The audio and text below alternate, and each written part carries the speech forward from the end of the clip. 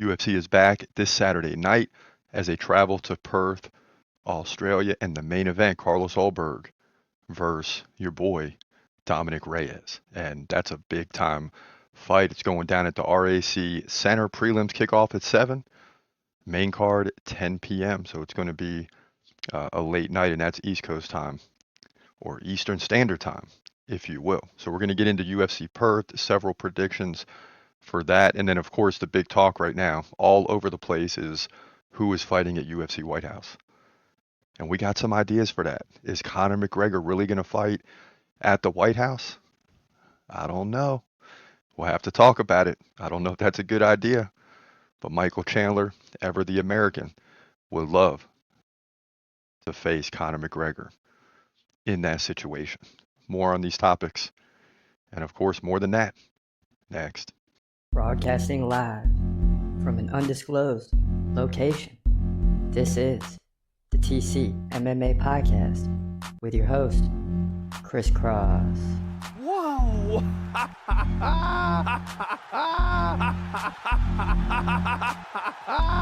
Dana White privilege. Let's go, baby! Let's go! Let's go! Let's go! Let's go, baby! Dana White privilege. Privilege. Privilege. What up, what up? This your boy Chris Cross checking in. This is the TCMMA podcast. Welcome to the show. And yes, the UFC is back this week. I'm excited. It's been a while.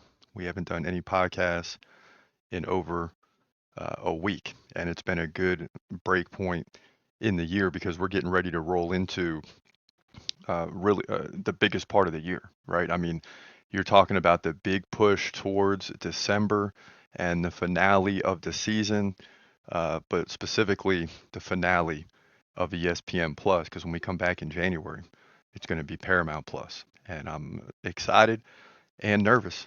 Hopefully, there's no glitches. I don't think there will be, but still, when you're rolling into a whole new thing, I mean, since we started really doing the podcast, doing fight predictions, the whole channel, the UFC has been with ESPN Plus. So the bottom line is this is going to be the first time that we've really done UFC under a different media rights deal. So it's exciting to see it change. Of course, CBS is going to have some fights on, what do you even call it now? They say mainstream TV, right? But is it really mainstream? So why don't we just call cable TV underground? So it'll be on CBS in the underground as mainstream, if you will, is just basically fading away. So Paramount Plus is the place where you get this stuff, right? As we roll into the new year. But right now it's the big push towards the end of the year. And that's going to be exciting and everything, but the big talk right now, I mean, the big talk is UFC White House, because Dana White gave us some information last week. He also posted some pics of what, the UFC White House may look like, and it's going to be just a phenomenal feat to get this thing done. And you can compare it to the Sphere, which is a one-off, right? Which is a phenomenal event because they had to go into the Sphere, and all of a sudden you're used to doing everything on these big screens at arenas, and most of the screens are usually the same size, same video size, all that. Well, all of a sudden you go to the Sphere, and all your graphics and everything are going to change. It's like going from a short to a widescreen video. It's just different, and they got through that. But this is even tougher, I would say, because of the simple fact that you have to create a whole arena. I mean, it's one thing to walk into an arena and adapt. It's another thing to create a whole arena on the grounds of the White House. But this is what the UFC is going to do, and man, it's going to be exciting. 2026 altogether with the World Cup going on, and then UFC White House. It's just going to be a wild, wild year. It could be one of the best years so far in American history. And I'm going to go out on a limb and say that. I mean, you're talking about 250 years since this country was founded or established, or whatever you want to say. So it's going to be a major celebration. Hopefully everything is booming at that time, especially if you're President Trump, and it just creates this crazy atmosphere next summer where you have the World Cup going on, which I don't know if you follow soccer. I don't really follow soccer day to day, right? But when the World Cup comes, you better believe I'm gonna have my USA gear. I'm gonna be pumped up, and anything can happen, especially when it's in America. It's been since what, 1996, if I'm not mistaken, in Atlanta. I could be wrong on this, but I think it was uh, 1996 when the last time the World Cup was here, and it just creates a great vibe. And then, of course, all the people that get into soccer after the fact, it just blows soccer through the roof um, when you have the World Cup in America. Because after the fact, you're going to have so many more kids playing soccer and showing up for soccer, especially in the fall of 2026. But that's something to talk about later. What we want to talk about is who is fighting at UFC White House. Right? You had Conor McGregor throw his hat in there, wants to fight Michael Chandler. That's a big chance. You got Daniel Cormier, aka DC, uh, who has thrown his hat in for John Jones, right? Who basically has retired. See, and this is the crazy part: is guys retire, then they want to come. How does the UFC want this event to be portrayed? Do you want fighters that are going to be around after UFC White House, or since it's just a one-off anyway, do you just throw all your heavyweight names in there? I mean, do you even bring back Francis Ngannou to fight on that card? One of the top guys right now, considering the fact that he keeps winning, which us, we believe he will, is Hamza Chimaev. Now his name is in there. Who could he fight? And they're throwing around like Sean Strickland and Dricus Duplessis. Forget all that. Okay. All right, he could fight Nazaruddin Imavov, but I believe that Alex Pereira is winning at UFC 320. And if he gets the belt back, Pereira's always a guy that they find to throw in at big events. Remember last year, UFC 300, then 303, then 306. The guy went crazy. Well, if he gets the belt back, I say you sideline him for 6, 7, 8 months. He's getting older. The guy needs recovery time. But if he can beat Magomed Ankalaev, I say the biggest fight of them all. Okay. And you guys weigh in and let me know if I'm wrong. But the biggest fight of them all would be Hamza Chimaev, considering he beats Nazaruddin Imavov, and versus Alex Pereira, considering he beats Magomed Ankalaev for the light heavyweight title. Okay? Process that for a minute and tell me that there's a bigger fight than that. I didn't think so. That, if you're Dana White, that's the fight right there. And I know we don't like to move guys up and give them an immediate title fight. That you want to have a spectacle at the White House. It doesn't necessarily need to be an American fighter in the main event. People want to see the best possible fight, and there's none bigger. This is the fight that have wanted to see for years. But we had to wait for Hamza to get the title. We had to listen to all y'all say that's not going to happen. Well, he got the title, and okay, now you want to throw a contender at him like a Mavov, fine. After that, there's really nobody. Forget Sean Strickland. I know he's American, and it's like you want an American. We need Hamza Chimaev versus Alex Pereira, or if it's not Alex Pereira, and I know it's not going to necessarily sell as well, but listen, there's no more pay-per-view anyway. I'm throwing Hamza Chimaev against a light heavyweight champ in the main event. That's just what I'm doing. But I'm not Dana White. But everybody's calling for certain fights. That's the fight I'm calling for. I want to see Hamza Chimaev versus the light heavyweight champ. And we'll leave it at that. But that thing would be crazy. Because I believe that Hamza beats whoever they put in front of him, especially if he can go up in weight. Now, the endurance may not be there because you're putting on, 20 pounds, roughly. But, I think he can go in there and finish whoever they put in front of him. Please believe it. You have asked, and we have delivered. The TCMMA merch shop is now live. And we got a whole bunch of stuff. I mean, summer is just ending. We're rolling into winter very quickly. So we still got t-shirts and hats up, right? We got hoodies rolling out. We got your toboggans, or whatever you want to call them, rolling out as well. Sweatpants, all these type of things. But the bottom line is, for several years, you have said, Chris Cross, when are you going to roll out the merch shop? And the merch shop is finally here. So it's time to get it, right? You can't ask, and then when I deliver, not get any merch. So that's what it's time to do. And you see here there's all different types of products. I mean, you got coffee mugs, hats. You can change colors of T-shirts and any other products that you want. And look, we still got crop tops. So that means that the summer is still here. It's still with us. We got another 2 months before it really gets cold. But we are rolling out all the winter gear as well. So we're right in the middle right now. And you got multiple colors to choose from. So get on to the merch shop. You can click the link in the description of any video and get you some gear. And guess what? All the proceeds really just go to help us continue building this channel. So help us out and get some merch. Now, as we roll into UFC Perth, you got some big fights on this card. Now, there's 14 fights total. Some highlights in the prelims are like Cameron Rowson versus Andre Petrosky. I like that. 12-3, 13-5. Australia versus USA, and you're going to see Australia up and down this card. You got Vic Ness taking on Musasa. Then you got some newcomers here, especially in the first fight. You got Pericic versus Ellison. It's like 4-1 versus 5-1. It's a heavyweight fight. The UFC desperately needs heavyweight fighters. You got McAuliffe versus Oban Elliott, Australia versus Wales, and you don't have many Brazilians on this card. So Australia must be watching the podcast.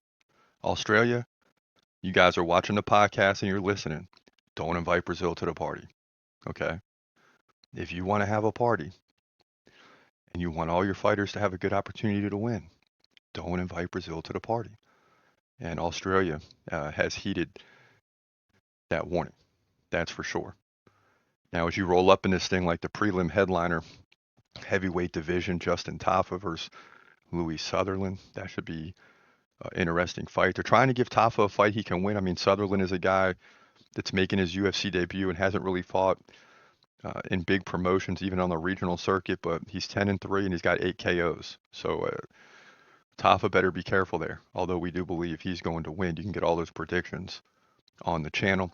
But we're going to hone in on 4 fights today, and beginning with the first one. And these are the top 4 fights. Sometimes there's other fights that are bigger, like, there's some other big fights on this card, but the top 4 are the top 4 this time. And sometimes it works out that way, sometimes it doesn't. But to begin, you got Jake Matthews, 22-7, taking on your boy Neil Magny, American, 30-14. This is Australia versus USA. And every time I look at this thing, Jake Matthews' odds continue to go up and up and up as the favorite. But is it possible that Neil Magny can pull this thing out? Well, let's jump into it right now. In the welterweight division at UFC Perth, you got Jake Matthews taking on Neil Magny. Matthews from Australia, fighting at home, 22-7. Magny from America, 30-14. This guy's been in the game for a long time, but Matthews is a big favorite. Let's see why. Magny, 4 inches taller, is 6'3". He's 38. Matthews just 31, right in the prime. Magny, 7-inch reach advantage. Both guys stand right-handed. Both guys nearly identical reach at 3 or significant strikes per minute, or activity at 3.4 significant strikes per minute. Now the takedown game leans towards Neil Magny. He gets like 2 every 3 rounds. Matthews gets 1 every other round, but he does have a 67% takedown defense. He's stopping 2 out of 3. That's right about the UFC average. Coming off 3 wins in a row against Phil Rowe, decision. Francisco Prado, decision. He led both of those fights in significant strikes, and then he submitted Chidi Njokuani by first round submission. So does he really have an advantage on the ground? Guy's capable of submitting people. Magny, 55% takedown defense. That takes away the advantage even more because he can't stop takedowns. So even though he can land them, it opens the door for his opponent to land some of his own. Now, Magny beat Elizio Zaleski dos Santos by second round KO. That was big. Lost to Carlos Prates, very good fighter, and Michael Morales, very good fighter, both by first round TKOs or KO. Before that, he beat Mike Mallet and lost to Ian Machado Gary. So the guys in there with some really good opponents. How good is Jake Matthews is what this really comes down to. Guys won 4 of the last 5. losing to guys like Semmelsberger, also lost to Michael Morales. So that's a key matchup, right? Common opponent. Morales outstruck him 84 to 57, but no takedowns in that one. He KO'd Neil Magny. So that, I was leaning slightly towards Jake Matthews. That just solidifies it because he went to a decision and Neil Magny got KO'd. So I like Jake Matthews to win this matchup, but it's going to be close. And the question for me is, can Jake Matthews get to finish? I think he can, but Neil Magny is a tough guy. We'll see. But in my opinion, Jake Matthews wins, whether it's on the feet or on the ground. He's just going to outpace Magny, especially in the second and third round. And with the 23-7 welterweight division, UFC Perth. Yeah, so Jake Matthews is going to get the win here. I mean, I just don't think Neil Magny has enough to hang with him at this point in time. But there's guys like Neil Magny, Jeff Neal, and a few others that when I see the name, it's very hard to go against him. But now you're talking about a 38-year-old Neil Magny. That's a little bit different. And you're talking about a 31-year-old in the prime, Jake Matthews. So we have no choice. And the odds for him continue to go up and up and up. Now in fight 3, it's a light heavyweight banger.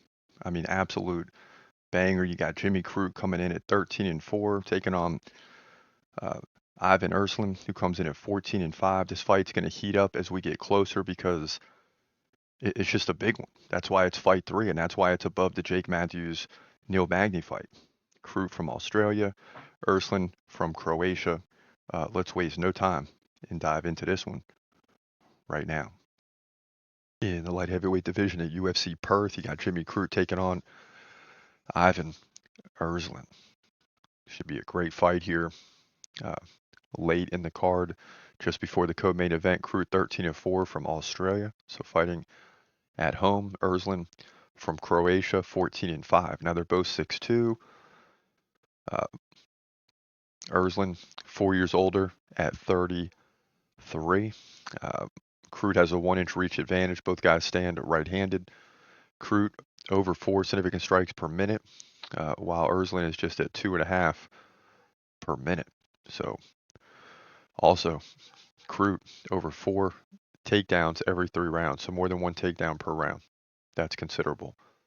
But he's got weak takedown defense at 58%, so that opens the door a little bit for Ersland. Ersland 64%, so Crute's going to go right through that and land some takedowns. That's going to be his MO or goal in this fight for sure. He's coming off the win over Marcin Prachnio by submission, so he's capable of winning that way. that way.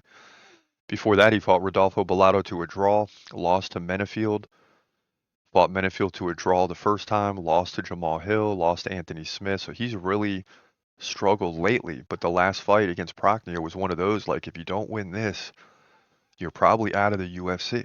That's how bad it was getting. And he came in and won by submission. So he recognizes the situation and where he's at. Ersland, on the other hand, lost to Navajo Sterling by decision, lost to Ian Cutelaba by split decision. So he's been struggling. Both of those fighters, pretty good. I mean, Sterling dominated 110-36 over Ersland. So when I look at those numbers and those fights, and the fact that Ersland is 0-2, I just don't see him winning, although the odds are closer than one might expect, because Jimmy Crute, has been struggling over the last 6 fights as well. But the fact he's fighting in Australia, that's going to give him a little boost, some momentum coming in. And this is a fight that he has to win, much like the last one. And if you can win 2 in a row, that's going to keep you around for a while. So this is a big fight for Jimmy Crute, and I think it pays off here. I think he's going to dominate. Don't know if he'll get the finish, but he's going to dominate both on the feet and on the ground. There's just no angle for Ersland in this one. Crute wins one way or the other to move to 14-4, in my opinion. Light heavyweight division, UFC Perth. Yeah, you got to roll with Jimmy Crute in this one. I mean, you just got to roll with Jimmy Crute. As we said, no angle for Ersland. And I also like the fact that Jimmy Crute's 29. He's right in the prime. He's a better striker. He's got a better ground game. And somebody, they did a great job not inviting Brazil to the party in this one because, I mean, you know what can happen. So they're throwing some easier fighters at the Australians. So expect a big night from Australia. Now, as you dive into the co-main event, another Australian fighter, Jack Jenkins, right? This guy comes uh, with a lot of support behind him. He's 13-4. He's taken on Tavares, who's 10-3. He's from America. Jenkins, the favorite, as most of the Australian fighters are, right around 3-1 at the time of this podcast. Of course, that can change, as we've seen in the Jimmy Crute fight, or not in Jimmy Crute, but Jake Matthews. So those odds can definitely change. We'll see how it goes. But right now, it's like 3-1 for Jenkins. But does that hold up? We don't always go with the favorite. We do not always go with the favorite. So let's jump into this one right now. In the featherweight division at UFC Perth, you got Jack Jenkins taking on Ramon Tavares. This is your co-main event. Jenkins from Australia, 13-4, so he'll be the favorite in terms of the crowd anyway. Tavares, 10-3 from America. Tavares 1 inch taller, 5'8". They're both 31. Tavares 2-inch reach advantage. Tavares fights southpaw or left hand, where Jenkins is a switch stance fighter. Both guys about 4.5 significant strikes per minute, but Jenkins lands like 2 takedowns, or just shy of that, but 2 takedowns on average per 3 rounds. He also has a 67% takedown defense. Tavares has 100% takedown defense, so more on that in a second. Jenkins lost to Gabriel Santos by submission last time out. Beat Herbert Burns, a good fighter, by KO. Lost to Chepe Mariscal by KO, and then before that, won 2 in a row in the UFC against Jamal Emmers and Don Shanis. So still trying to figure him out. Lost, 2 of the last 3. Tavares lost to Davey Grant by decision. Beat Sergey Sadeh, split decision. Who knows how? He trailed by 17 significant strikes, so that came down to round by round. Beat Cortavius Romeus by first round KO and lost to Sergey Sadeh at the Contender Series by KO. So that's interesting. So Tavares loses to Sadeh by KO at the Contender Series, then faces him again, which is wild because usually when you get KO'd by someone that quick, you don't get a second shot at them for a while, but came back and beat him. So that shows his toughness.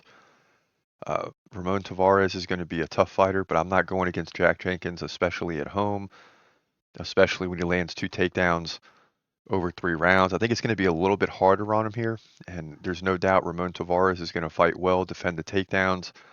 If he can keep the fight standing, those odds come way back down to even.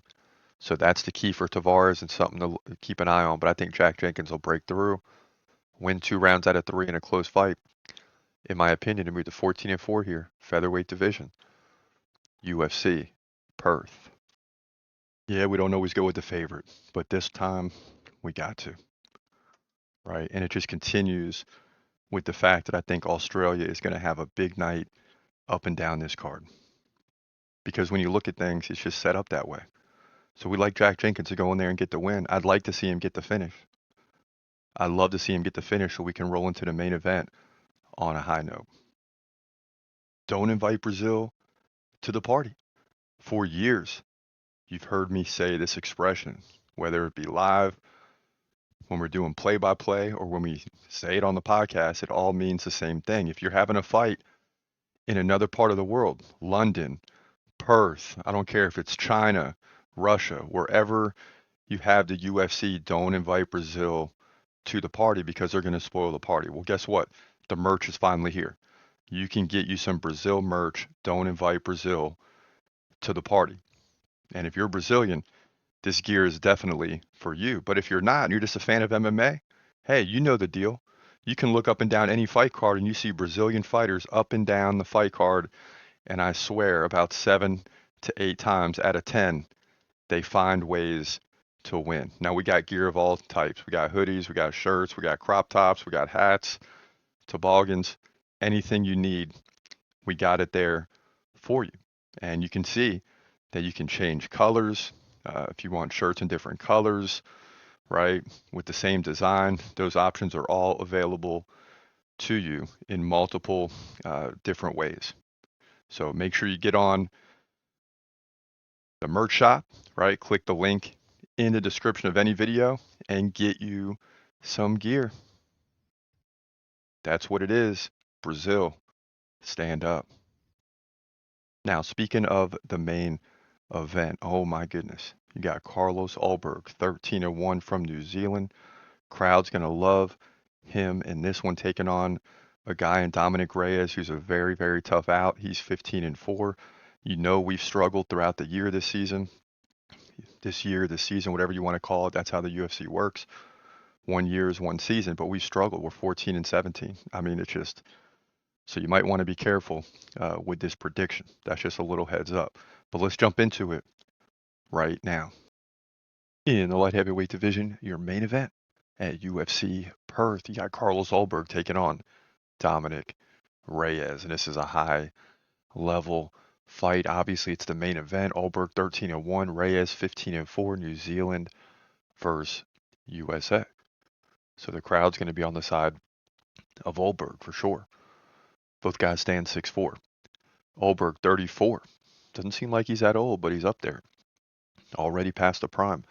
Reyes 35. Both guys equal reach. Ulberg fights right-handed. Reyes fights left-handed. Now these are two big-time strikers, right? Ulberg 6.8 significant strikes per minute. That's way up there. 5.6 for Reyes. So I'm already interested to see if Ulberg can keep that pace against a good fighter like Reyes, right? Who's had some setbacks, but still is a really good fighter. In terms of the takedown game, neither guy's really looking to get it to the ground. Now Ulberg, who's also got an 85% takedown defense, is coming off 5 straight wins. Actually, more than that. You got to go all the way back to Kennedy Nzechukwu in 2021, the last time he lost. And see, I thought he lost more recently, but he didn't. This guy has actually won 8 in a row. Most recently against Jan Blachowicz by decision. Outstruck him by 16 significant strikes. Volkan Oezdemir, 98-96 by decision. Outstruck him there. And Volkan is always a tough out. So I'm not surprised that that fight was close. He KO'd Menefield, subbed Da Woon Jung, and KO'd Ihor and Nikolai Negumereanu. So he's, this guy's rolling, man. 8 straight wins. You might as well take that loss against Kennedy Nzechukwu back in 2021 and just wipe the slate clean because he's on a different level now. Reyes, 82% takedown defense. So this is why both of these guys have good records, right? They're strikers, but they can defend takedowns, which is critical.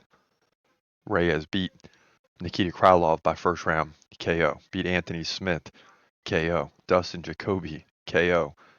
Lost to Ryan Superman Spann by KO. Was KO'd by Yuri Prochazka. KO'd by Jan Blachowicz, but that was 2020 Jan Blachowicz. Lost to John Jones in a fight that many people think Reyes won. Outstruck Jones 116-104. So, really tough fight to predict. We're 14-17 in the main event this year. It has to be noted. And this year has just been very, very difficult in terms of predictions. But as good as Reyes is, and as much as he is capable of winning this fight, and the way it's gone for us this year, he probably will win the fight, quite frankly. But Ulberg's 13-1. He's won 8 in a row. He's just a different fighter now. I mean, he's on a different level. Yeah, he continues taking steps up. And will he have a setback at some point? Maybe. But I don't believe it's going to happen here. I think Ulberg is going to KO Reyes sometime in the second, maybe third round, and get the victory that way. The stats are just too much. I mean, the significant strikes per minute are just ridiculous. But Reyes is tough. We'll see. But I like Ulberg to win by KO to move to 14-1, light heavyweight division. UFC Perth. Well, this seems like an easy one to me, but we say that every week, and we're still 14-17. But we got Carlos Ulberg winning this one. He can't lose on home turf, right? He can't lose when the fans are all behind him, right? That's the theory. And we've gone against the grain recently, and the home guy has won. So we're going with the home guy. And it's not like we sit there and look at where the fight's at and things like that, and we do take that into consideration. But the hometown fighter has won most of the year, it seems like, especially as the UFC has gone back on the road this year. So we're hoping Carlos Ulberg can pull this thing out, but we recognize how good Dominick Reyes is. So we'll have to wait and see how this fight plays out. But listen, big week ahead, UFC Perth, and we're looking forward to some good fights. But for now, This your boy Chris Cross. I hope you have a great day, and God bless. As always,